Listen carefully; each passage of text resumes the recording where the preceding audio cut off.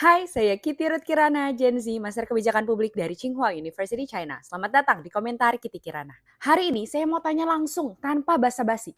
Pak Presiden Prabowo, Anda setuju atau tidak dengan Peraturan Kapolri nomor 10 tahun 2025? Karena kalau Mahkamah Konstitusi sudah melarang polisi aktif menjabat di lembaga selain Polri, kenapa Peraturan Kapolri yang berada di bawahnya justru membolehkan? Ini mungkin sekilas kelihatan teknis, internal, cuman urusan polisi. Tapi justru disinilah masalahnya. Putusan MK sudah tegas, polisi aktif dilarang mengisi jabatan di kementerian atau lembaga sipil, kecuali polisi tersebut mundur atau pensiun. Tujuannya jelas, supaya polisi netral, profesional, dan tidak menyatu dengan kekuasaan politik. Namun, peraturan Kapolri nomor 10 tahun 2025 justru membuka pintu bagi polisi aktif untuk bekerja di 17 kementerian dan lembaga negara.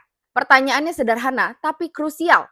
Kalau Mahkamah Konstitusi sudah melarang, kok berani-beraninya Kapolri malah membuka pintu lagi? Sejumlah pakar hukum tata negara bahkan menyebut ini bukan beda tafsir biasa, tapi pembangkangan terhadap putusan Mahkamah Konstitusi atau istilah hukumnya constitutional disobedience. Dan sekarang pertanyaan berikutnya yang lebih besar, Presiden Prabowo kemana? Polri berada langsung di bawah presiden.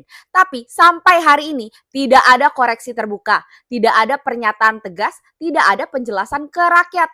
Padahal selama ini Presiden Prabowo dikenal keras dan reaktif dalam isu-isu strategis. Lalu kenapa kali ini diam? Apakah demi stabilitas? Atau ada pertimbangan politik yang tidak kita lihat? Ini bukan tuduhan, ini pertanyaan sah dalam demokrasi. Karena ketika putusan MK bisa diakali melalui peraturan internal polisi dan presiden memilih untuk diam tidak bersuara, yang dipertaruhkan bukan cuma satu peraturan, tapi wibawa konstitusi Indonesia.